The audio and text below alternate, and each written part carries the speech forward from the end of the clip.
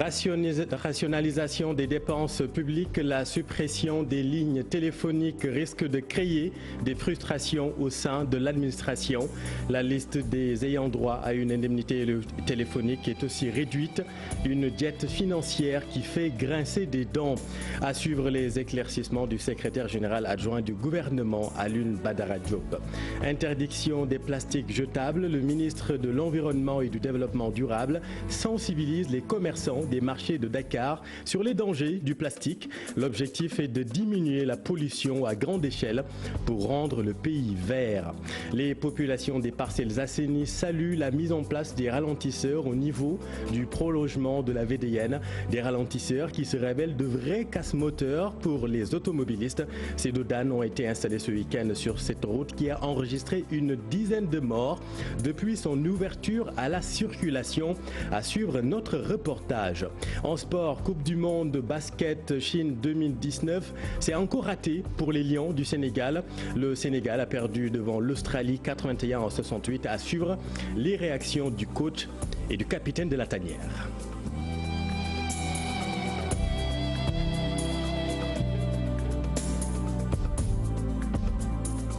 Comment se fera la répartition des allocations forfaitaires en lieu et place des lignes téléphoniques de l'administration? Le décret signé alloue des montants allant de 25 000 à 300 000 francs CFA.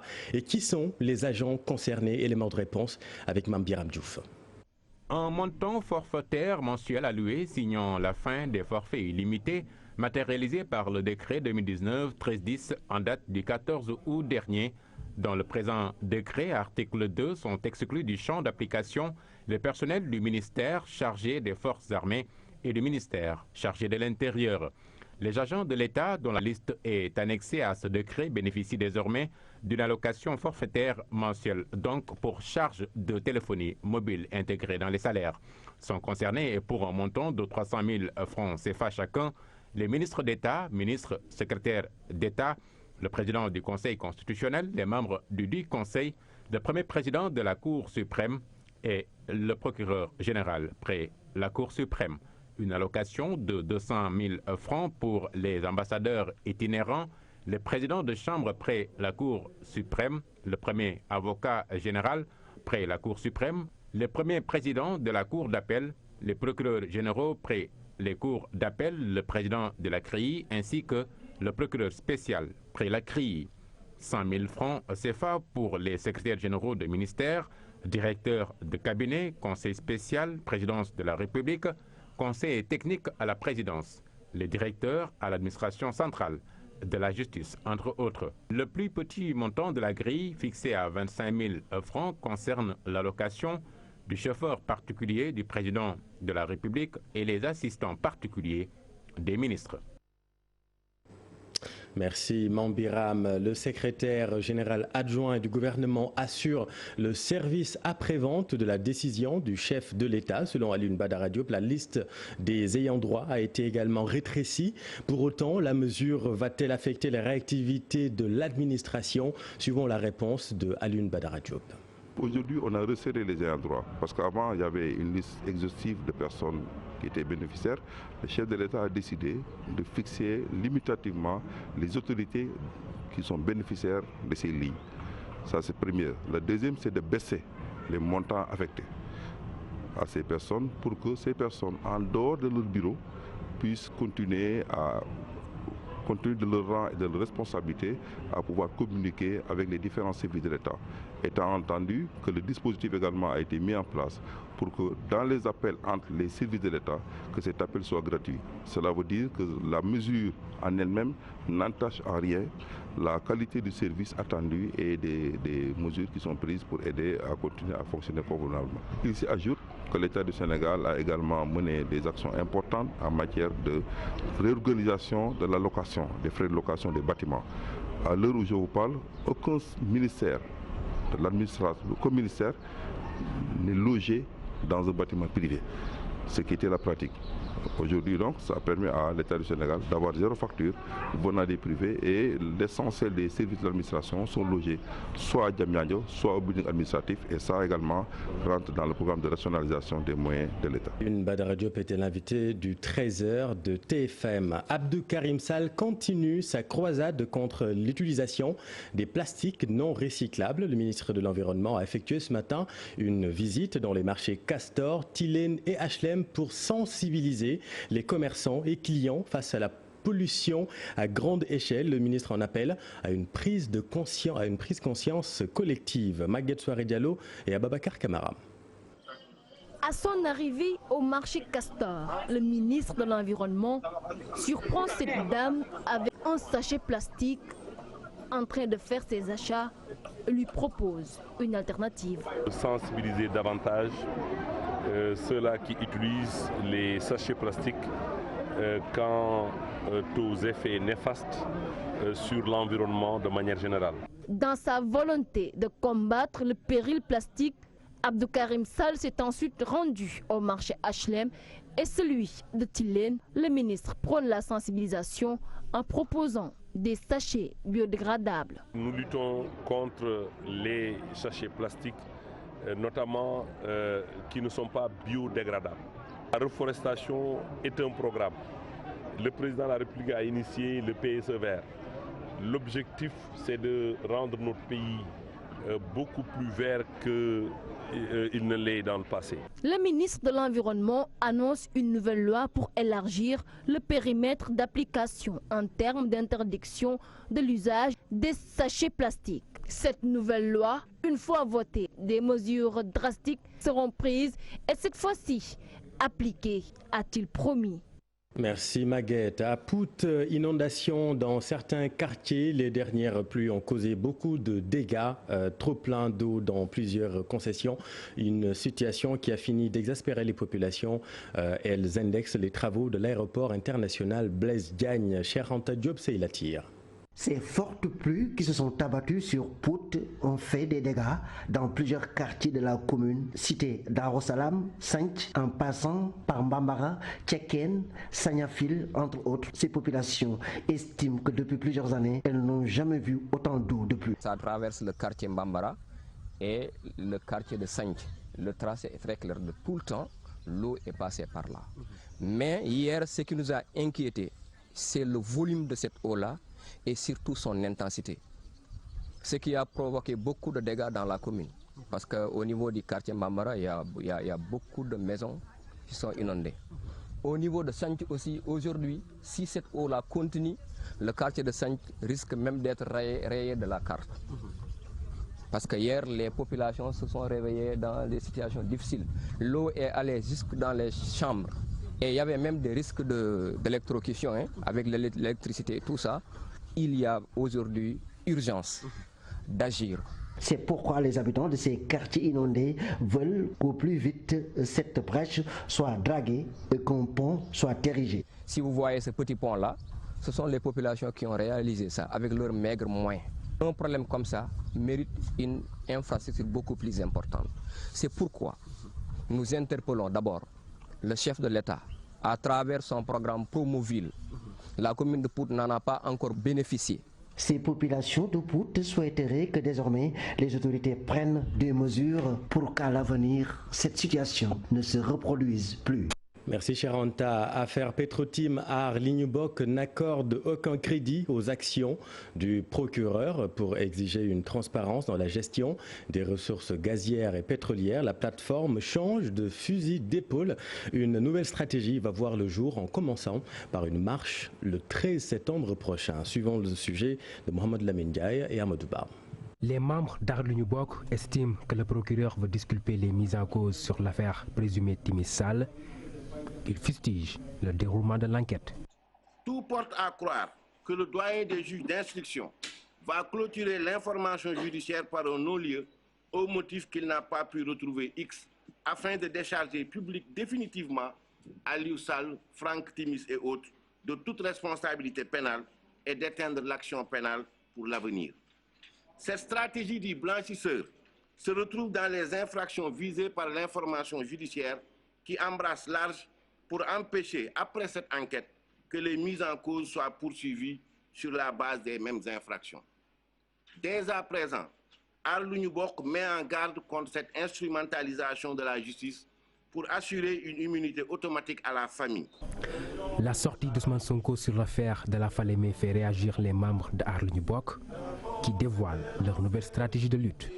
Plus récemment, il a fallu que notre leader politique, M. Ousmane Sonko en l'occurrence, revienne à la charge pour que le gouvernement daigne enfin fournir un minimum d'informations aux Sénégalais sur les conditions de négociation entre l'État et Toshiali, révélant au passage leur fébrilité et leur manque d'expérience et de rigueur. Cette semaine, Aar Lu Ñu Bokk poursuivra sa campagne de sensibilisation aux Parcelles Assainies, à Guédiawaye et Pikine, ainsi mènera des visites aux autorités religieuses et coutumières ainsi qu'aux missions diplomatiques. Aar Lu Ñu Bokk prévoit une marche ce 13 septembre sur toute l'étendue du territoire et dans la diaspora. Et puis retenez que le docteur Cheikh Tidiane Dièye est l'invité de Soir d'Info. Il sera interrogé tout à l'heure après ce journal par Aram Touré et Chérif Dia. Il y a quelques semaines, nous vous parlions de l'insécurité routière au niveau du prolongement de la VDN. Vous le savez, une dizaine de morts est enregistrée depuis l'ouverture à la circulation de cette voie. Eh bien ça y est, des ralentisseurs sont posés ce week-end. Problème, ces dodanes sont un peu faits, vous allez le voir, de briques et de brocs, de véritables casse-moteurs selon les automobilistes. De notre côté, les populations saluent la mise en place de ces ralentisseurs. Ousmane Diallo et Jafar Abba. Des obstacles difficiles à contourner, des dodanes le long de cet axe de la VDN, les automobilistes n'ont plus le choix. Ralentir est obligatoire pour eux, mais la mesure ne fait pas l'unanimité. Les dodanes, c'est vraiment bien, parce qu'il y a des enfants qui traversent la route et les voitures roulent à vive allure sur cette axe. Il faut ériger des dodanes qui respectent les règlements. On dirait que ces dodanes sont l'œuvre des riverains. Les usagers, pour leur part, réclament des passerelles à la place de ces ralentisseurs. Si les travaux se terminent, mieux vaut supprimer ces dodanes et construire des passerelles à la place. Du côté des riverains, on apprécie, ces dodanes sont arrivés au bon moment. C'est de l'inconscience de critiquer le dodane. Pourquoi? Parce que ça nous épargne pas mal de choses. Depuis la création depuis l'ouverture de ces deux voies-là, on a eu au minimum de 14 morts. Donc c'est l'inconscience des chauffeurs qui fait que pratiquement ils ne contrôlent pas la vitesse. Alors donc, si un chauffeur inconscient qui voit un tableau à 50 mètres qu'il y a pratiquement un dodane, il ralentit. Mais si tu es pressé, qu'est-ce que tu fais? Tu fais des regrets. Voilà. Moi, je suis pour à 100%. Face à la recrudescence des accidents de la circulation, les mesures se multiplient. L'objectif est d'attirer l'attention des automobilistes sur l'importance du respect de la sécurité routière. Le malheur des uns fait le bonheur des autres. Parlons sécurité, toujours sécurité sous-régionale. Une conférence s'est tenue à Dakar pour discuter de la place des femmes dans les forces de défense et de sécurité. Le Sénégal, le Mali, le Niger et le Burkina Faso sont représentés par les femmes de leur police et gendarmerie.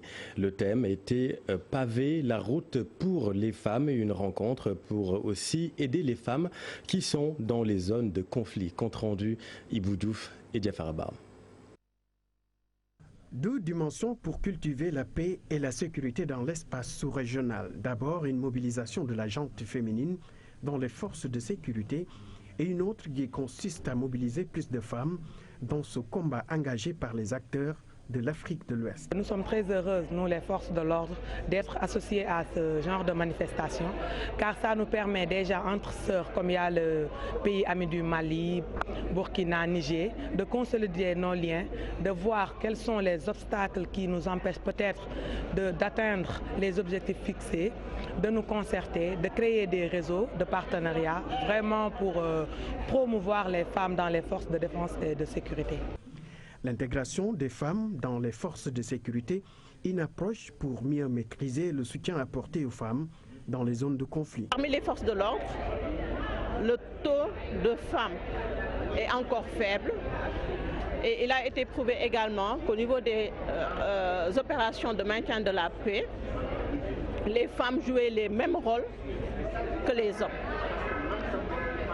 Et depuis lors, au niveau du système des Nations Unies, il a été demandé d'avoir au moins 20% de femmes lors des déploiements. Il est plus facile pour une femme d'aider une femme sur le terrain et ça leur permet de s'exprimer sans problème ou bien sans avoir des gênes. Donc la présence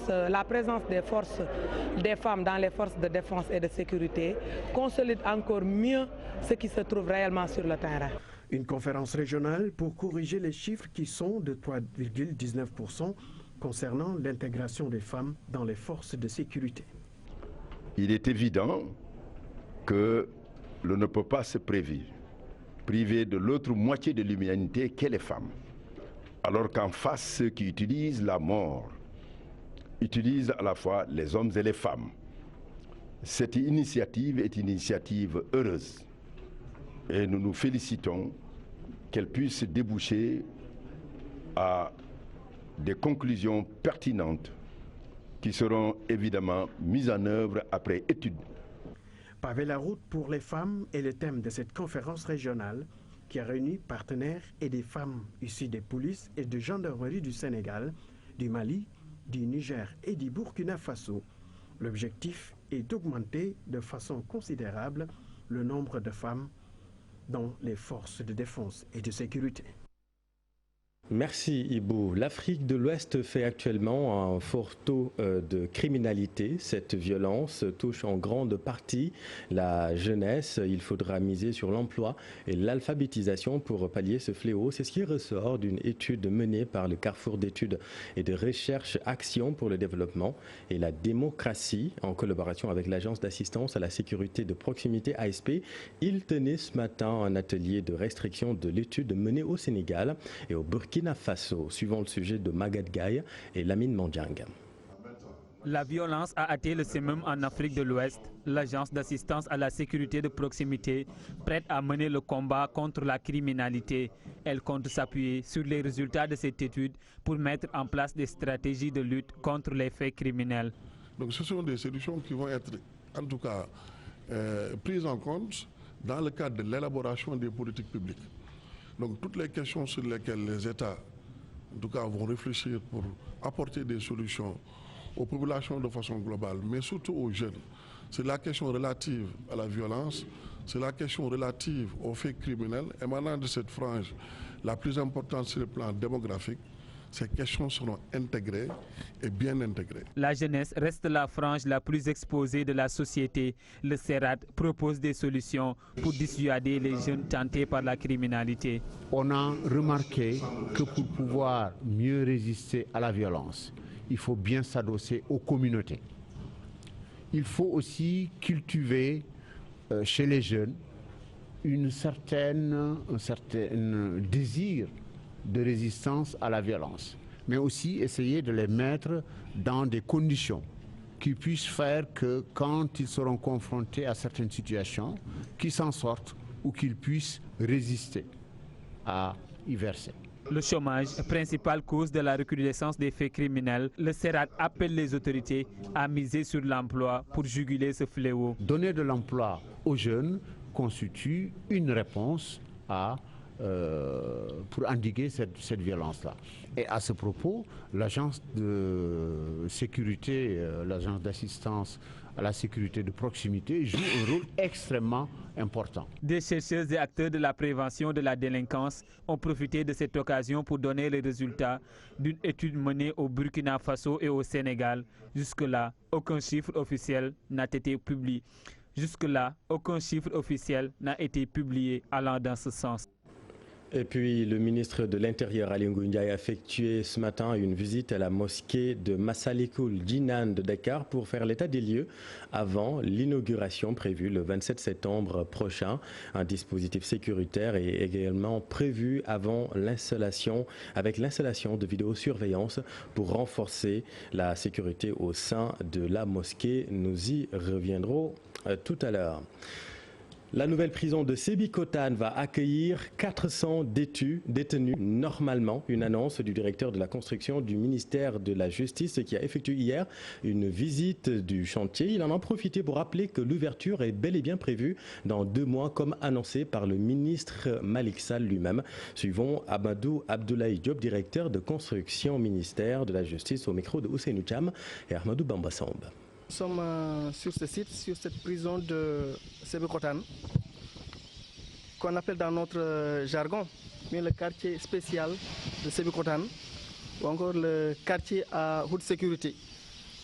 C'est une prison qui peut accueillir jusqu'à 400 personnes, 400 détenus, et ce qui va permettre de désengorger Rebeuss, qui, comme vous le savez, a atteint depuis quelques années, comme on le dit toujours, eh bien, sa capacité, les limites de ses capacités.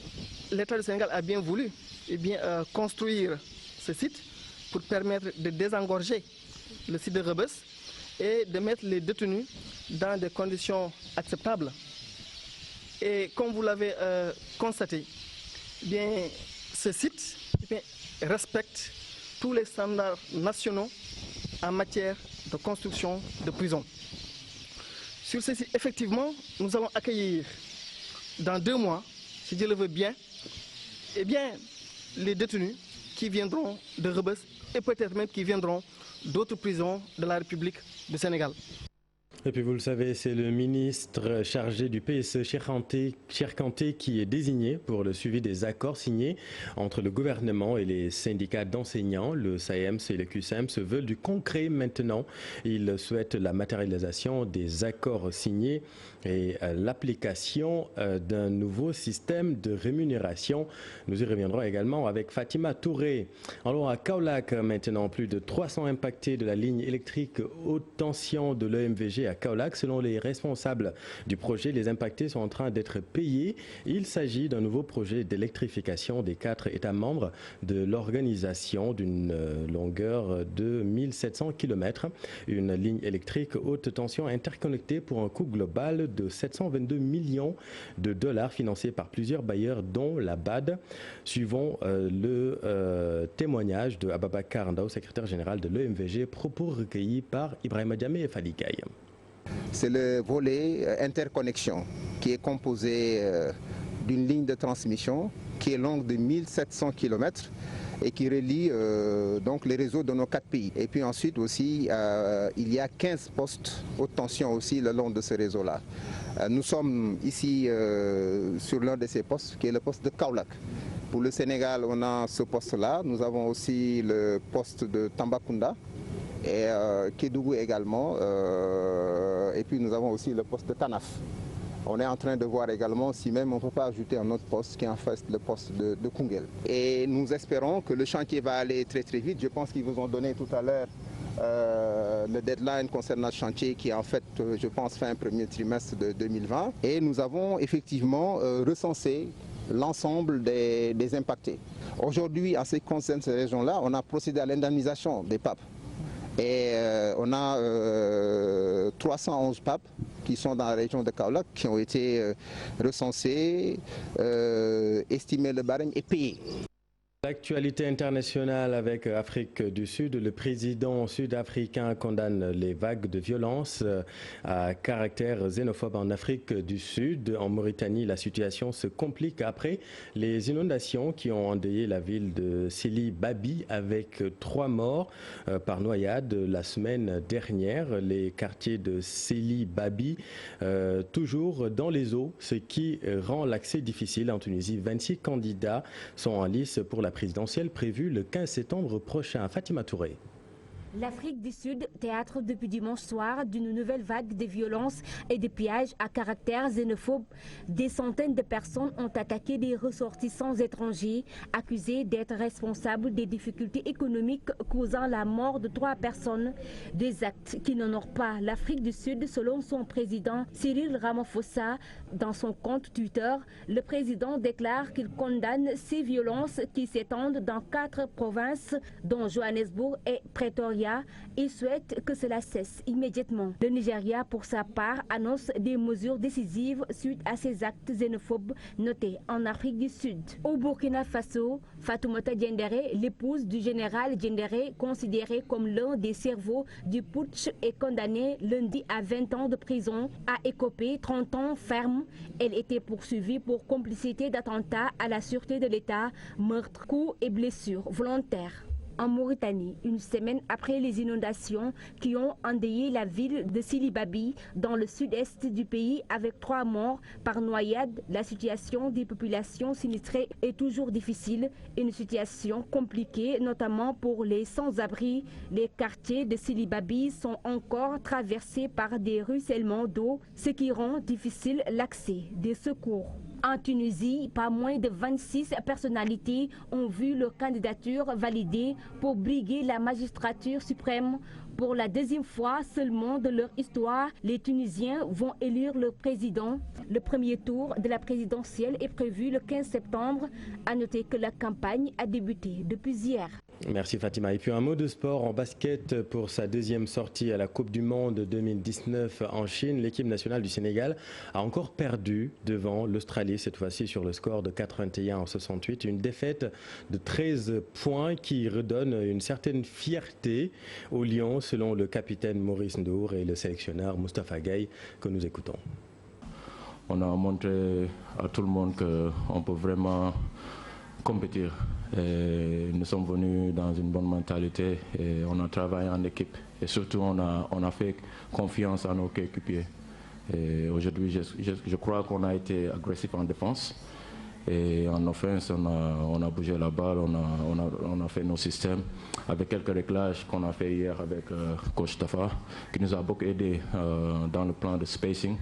Et je pense que c'est l'essentiel, c'est de venir et de montrer qu'on a d'abord une fierté dans nous, et qu'on ne peut pas se laisser ridiculiser et de répondre. Et je pense effectivement que le match prochain contre le Canada, on va venir et on va approcher le match avec la même mentalité. Maintenant, on est dans le tournant. Je suis très content de la réaction de l'équipe du Sénégal ce soir, contrairement à la fois passée, parce qu'on n'était pas présent défensivement, mais je pense qu'aujourd'hui, les joueurs ont montré beaucoup de caractère. C'est un peu ça qui a fait la différence. C'est vrai que c'est des matchs différents. Et le troisième contre le Canada sera un autre match. Nous, tout de suite, on va effacer ce match-là et penser au suivant. Donc la mentalité de cette compétition, c'est de chaque match donner le maximum de nous. Beaucoup de travail à l'interne au niveau des scouting, au niveau des discussions internes pour faire le meilleur match possible. Et puis en foot, Sadio Mané is not the best. Il a raté le trophée du meilleur joueur de la FIFA. Pour Abdoulaye Diaw, le Sénégalais doit continuer à travailler. Selon lui, les statistiques de Mané sont loin de celles du trio actuel, c'est-à-dire Messi, Van Dijk et Cristiano Ronaldo. Sadio Mané devra donc essayer de travailler surtout en sélection, selon le doyen Djariet Toufal et Diafar Abba. Un choix qui va encore faire grincer les dents. Sadio Mané, après avoir perdu le trophée de meilleur joueur UEFA, l'attaquant sénégalais de Liverpool rate le podium de The Best 2019. Le trio Messi, Ronaldo, Van Dijk refait surface pour le journaliste sportif Abdoulaye Diaw. Sadio Mané aura son tour. L'année dernière, il était vice-champion d'Europe. Il a gravi un palier. Cette année, il est champion d'Europe. Il est de ceux qui portent à bout de bras ou à bout de godasse Liverpool. Il a joué une finale de Coupe d'Afrique des Nations. Ceci met encore en verve Sadio Mané. Il méritait d'y être.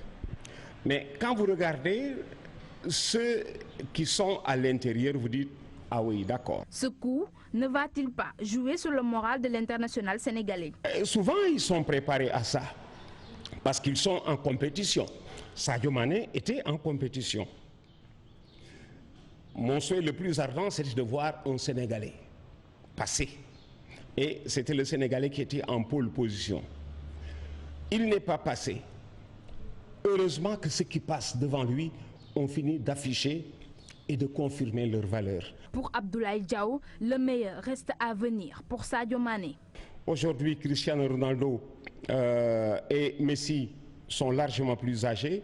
C'est à croire que l'après Cristiano Ronaldo et Messi sera assuré par Sadio Mané, ou il fera partie de ceux-là qui vont assurer l'après Messi et Cristiano Ronaldo. Une autre chance pour Nacho avec le trophée France Foot. L'international sénégalais engage déjà une belle saison. De beaux lendemains en perspective, car tout est rentré dans l'ordre dans le vestiaire de Liverpool après sa brouille avec Mohamed Salah. Merci Diarietou, c'est la fin de cette édition, mais l'info continue dans Soir d'Info avec Aram Touré. Rebonsoir Aram. Merci beaucoup.